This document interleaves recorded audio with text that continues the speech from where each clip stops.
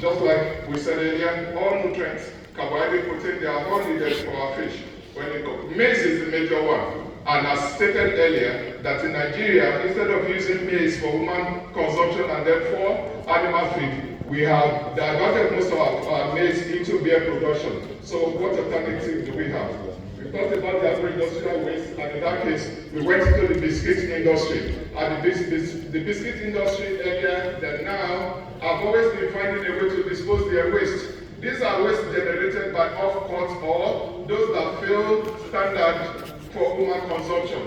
Disposing it was a great problem in those days, so it was available for the animal industry. We tested this and we found out that even up to 100% inclusion of biscuit waste to exchange the expensive maize, our animals grew better, and then the cost of production also increased, and the farmer made better profits.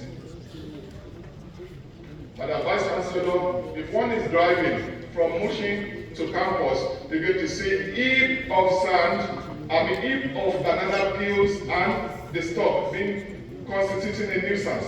We thought of what can we do with this waste that is being generated. We now tested replacing maize with banana peels, both the ripe and the unripe, and in our research we found out that 10% ripe banana peels with also, if it's going to be the unripe, 50% unripe banana peels could replace maize adequately without any adverse effects on the animal, and then for better economic growth.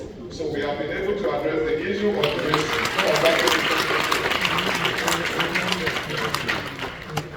Madam Vice Chancellor, the use of oil, which oil contains 4 times the energy that we make from carbohydrates. So we tested the use of oil.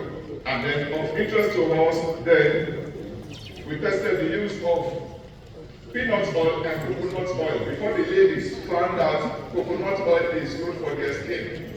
Again, competing with us. And we found out that at 5 to 10% inclusion of coconut oil in the diet of our fish, the fish grew better and we made better economic growth. You can compare the growth rate when oil were included compared to when there was no oil in the diet. Improving the utilization of plant protein. As we stated earlier,